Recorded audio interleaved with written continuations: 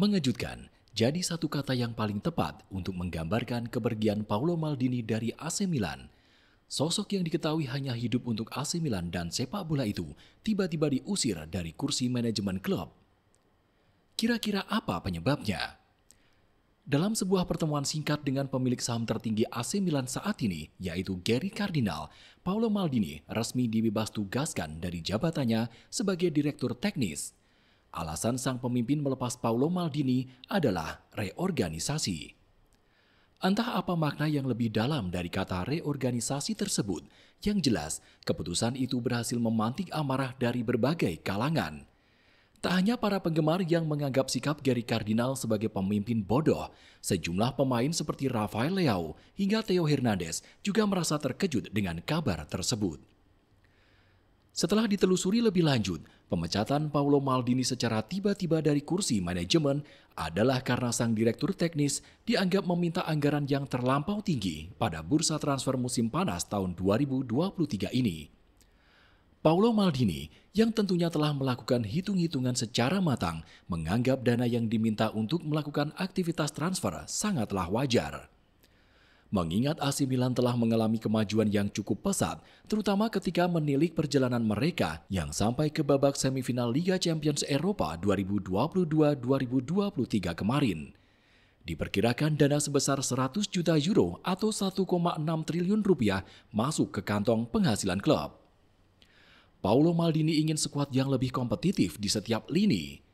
Dia sudah memasang target dan mengincar sejumlah pemain yang ingin didatangkan. Akan tetapi, Gary Cardinal cuma memberikan budget senilai 35 juta euro atau 588 miliar rupiah untuk berselancar di aktivitas transfer kali ini. Angka tersebut jelas sangat mencekik. Setelah terjadi cekcok, disitulah Paolo Maldini dipaksa menuju pintu keluar San Siro.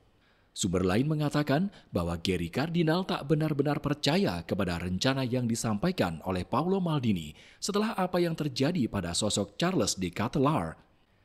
Dikatakan bahwa pemimpin AC Milan tak ingin lagi melihat klub melakukan pembelian yang dianggapnya sia-sia seperti Charles De Ketelaere. Jika saja Gary Cardinal bisa lebih bersabar, maka ia akan menemukan bahwa pembelian yang dilakukan Paolo Maldini selama ini banyak yang berakhir cerah. Jika menilik kasus yang terjadi pada Charles De Ketelaere, maka siapa yang menyangka bila nilai Rafael Leao meningkat sebesar 3 kali lipat dari dana yang dikeluarkan AC Milan untuk membeli sang pemain 35 juta euro pada 2019 silam. Semua penggemar AC Milan tentu ingat bila Rafael Leao sempat dikritik habis-habisan di musim pertamanya. Namun setelah Paolo Maldini meminta semua bersabar, penggemar akhirnya menemukan bahwa apa yang dikatakan sang legenda adalah benar. Rafael Leao melesat menuju tangga yang tidak dikira.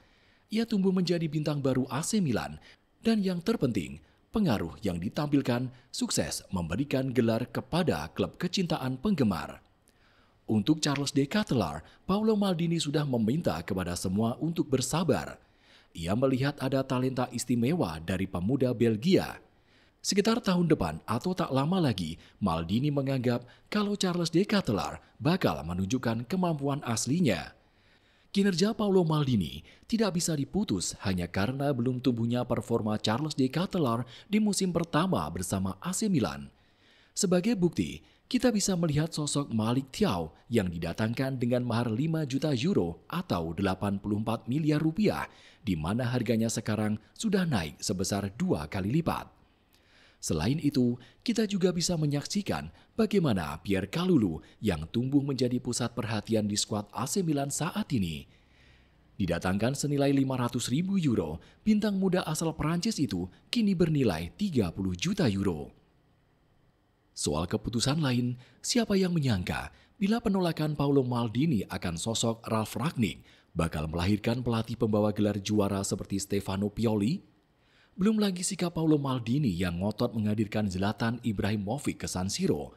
Meski mendapat penolakan keras dari Ivan Gazidis yang ketika itu menjabat sebagai chairman AC Milan. Di detik-detik terakhir masa jabatannya sebagai direktur teknis AC Milan, Paolo Maldini bahkan sempat memberikan hadiah kepada para penggemar. Apa saja itu? Tentu perpanjangan kontrak pemain pilar, seperti Fikayo Tomori 2027, Rade Krunic 2025, Sandro Tonali 2027, Pierre Kalulu 2027, Ismail Bennacer 2027, Oliver Giroud 2024, dan Rafael Leao 2028. Jangan lupakan pula perpanjangan kontrak yang diterima pelatih Stefano Pioli sampai tahun 2025 mendatang. Sayangnya, Sandro Tonali yang telah berhasil dipertahankan Paolo Maldini melalui peresmian perpanjangan kontraknya malah dilepas ke Newcastle United. Menurut Direktur Olahraga ternama Italia, Walter Sabatini, dipecatnya Paolo Maldini dari klub yang telah dibawanya berjaya itu adalah karena sikap sang legenda yang menolak penjualan Sandro Tonali.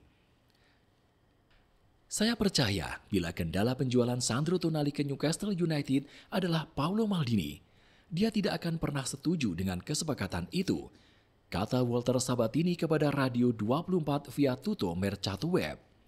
Kini selepas kepergian Paolo Maldini yang kemudian diikuti oleh koleganya Ricky Massara, Gary Cardinal mempercayakan segala aktivitas transfer AC Milan kepada Geoffrey Moncada dan Giorgio Furlani.